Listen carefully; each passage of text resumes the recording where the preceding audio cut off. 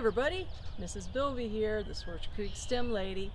This week I want to give you an engineering project. I'm working on an outside project here at my house and I thought maybe you could help me. Maybe we can make it a little bit of a challenge and we have some fun with it. I actually do a lot of gardening here at my house, and behind me here you see my raised beds, and I have another one here. And out back behind the trees here I also have another garden that's just on the ground.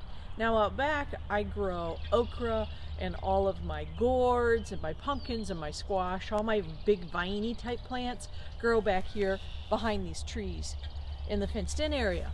Up here by the house a little closer I grow tomatoes and zucchini and summer squash and green beans and bell peppers and all those yummy things we like to eat through the summer. Now I know it's a little early to be starting a garden. However, if we were to convert a greenhouse area, we could start some things, and there are some vegetables that can grow this time of year. They're actually hardy for this type of weather. As you can see, it's going to be raining here in just a little while, and it is pretty chilly here this morning. What I want to do is convert these three outdoor garden beds into mini greenhouses. So I want to take a bed like this one over here, this one, and I want to be able to cover it so that it's its own little greenhouse. So that means I would have three separate greenhouse areas out here in my yard. That would give me an opportunity to do some experiments. All right? So my challenge to you is to come up with an idea to convert my raised beds into mini greenhouses. Oh, that's my little dog barking over there. So I'm going to show you what materials I have to use here at the house to do this, because we all know with our little COVID-19 thing going on, we really can't run out to the store and buy a lot of things. And Mrs. Bilby, I like to reuse whatever I can find. So we're going to upcycle from my junk pile out behind the barn. So let's go there now. Okay. Normally, I wouldn't want people seeing what kind of junk I've collected at my house, but today I'm going to share it with you because there's some really good resources here for converting our beds into little mini greenhouses. So some of the things I have back here that we can work with, I have over here some lumber. You can see this here. There's all kinds here, and this can be cut for whatever size, dimension you may think we need to use. I have a lot of lattice. Maybe we could use that. I have chicken wire, that's this wire you see here.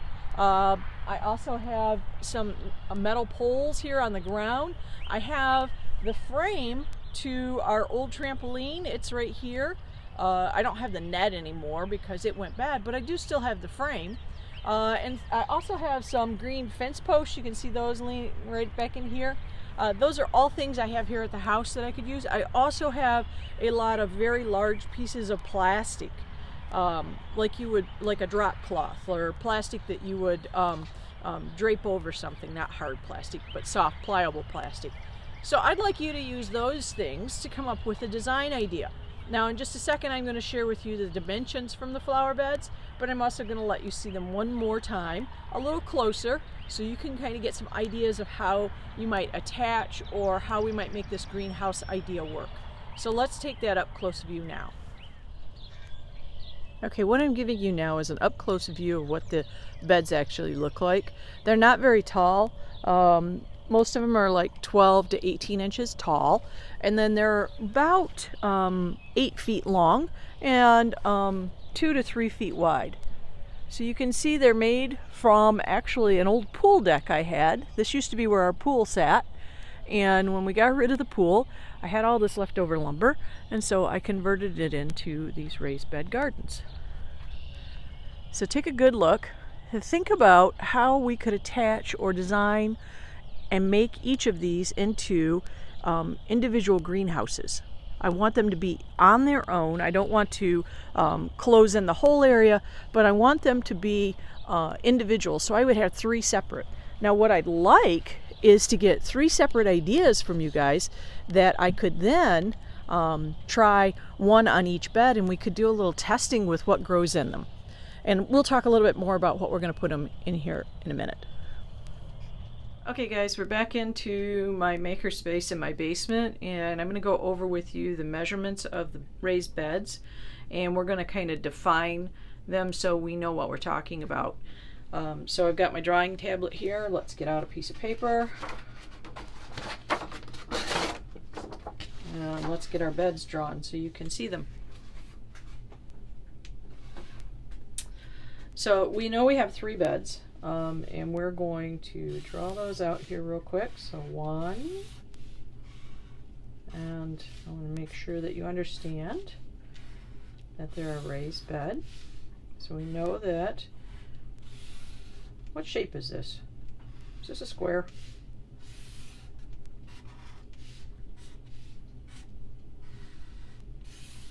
And let's get one more over here. This is kind of rough drawing, but it's so we can understand what we're talking about. Just a sketch. Now, so that we can better communicate about these beds, let's define what they are. So you'll see in the video, these beds will be marked A, B, and C. Okay? So the barn was over here, and I had a A, B, and C bed. And I'll explain to you why we're doing that here in a minute. Now let's talk about our measurements. Now, oddly, the measurements are different on all of these beds, and the reason being is because I used an old pool deck to design my beds. And so I didn't want to have to cut a lot of the lumber, so I left it the size it was and just tried to best utilize those sizes. So that kind of defined why there's going to be kind of some strange measurements. So first of all, let's talk about the height of these beds, and that's how tall they are. That's this distance here. That is the distance from the ground to the top of the bed. From the ground to the top of the bed. From the ground to the top of the bed. That means how tall they are. Okay, so I'm going to put right here, I'm just going to put tall. You could put height. That's another good word. And bed A is 12 inches. Now when you see this mark, that means inches. When you see that after a number, that means that that number stands for inches. So the height of this bed, or how tall it is 12 inches. Bed B is 16 inches, and bed C is 12 inches. Okay, so now we know how high off of the ground the beds are. Okay, now let's talk about how wide they are. That means the distance from here to here, here to here, and here to here. That's how wide they are. Okay, so this first bed is 27 and a half inches wide. 27 and a half inches. Okay, this next one is 36 inches wide. 36 inches. Okay, and the last one is 32 inches. 32 inches wide. Okay, now let's talk about how long they are. How long they are, or the length. And this one we're going to use another. Now we've just talked about inches. These are really long, so I'm going to talk about feet and inches now. And when we write feet, we use a different symbol. So the first one is 9 feet. That's the symbol for feet. And 3 inches.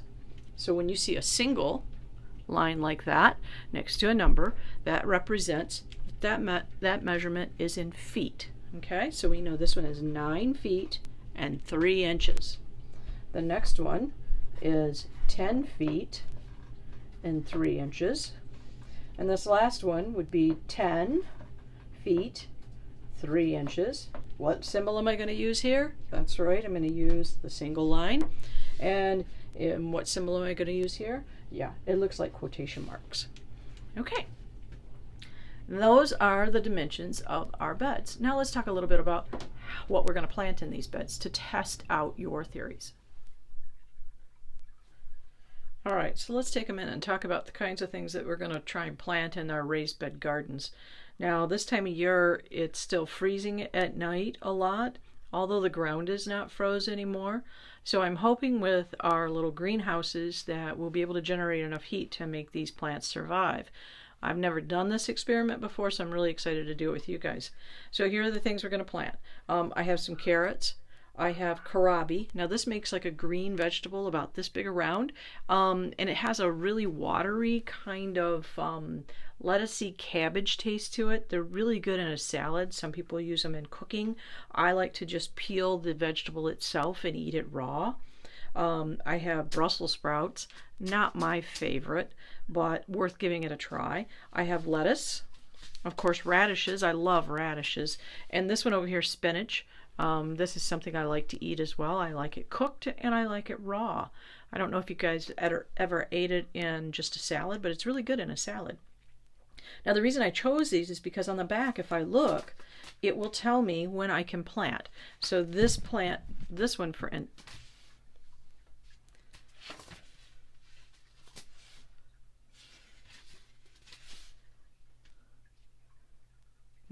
Now the reason I chose these is because on the back it'll tell us when we can plant in these, and if I look right here it will say that this one can be planted in April through July, or for our region, which we're going to be the green region. Oh, let's see, it says April, June, August, and September.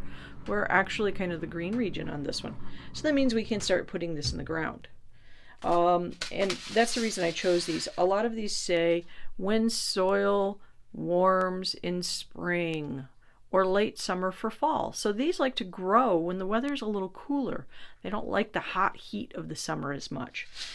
And let's see what the spinach says. And again, we look at our map. We're kind of in the green. And so that allows us to do this in March through May. Okay, so we know we're in April, so that's good. Carrots, it says as soon as the soil can be worked.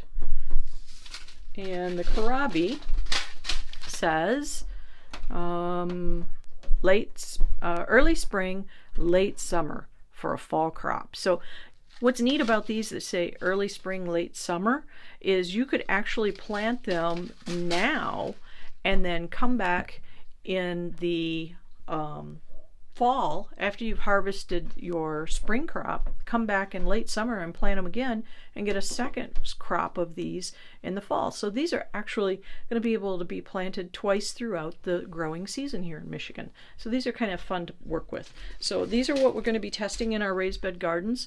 Now what I'd like to do in each of the gardens,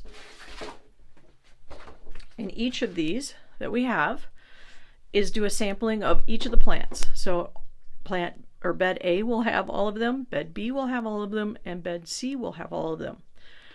The other neat thing with these plants is we'll be able to conduct this experiment, and then when we're done with it, I'll be able to go ahead and put in my summer crop of summer squash and zucchini and tomatoes and things like that I'll be starting here in the house. And we'll be talking about that in our next assignment. So remember, you need to give me your design ideas for each of these beds, or maybe the same for all the beds. Using the materials at the beginning of the video, you're going to draw a picture or do a really good written description of what you want me to do. Make sure you put measurements for anything you want me to do here. Like if I'm putting something up high, how high up does it need to be? And descriptions of the materials you want me to use that you saw here, or something that you think might work, and get those posted into your Google Classroom to your teachers. And you can also email them to me at mbilby@swcrk.org. But if you email them to me, actually put a copy of it into your Google Classroom so your teacher knows that you've been working on this project with me. And that's our lesson for today, guys. I'm excited to see the ideas you come up with and look forward to doing this project with you. Remember, wash your hands, don't touch your face, and stay healthy. We'll see you real soon.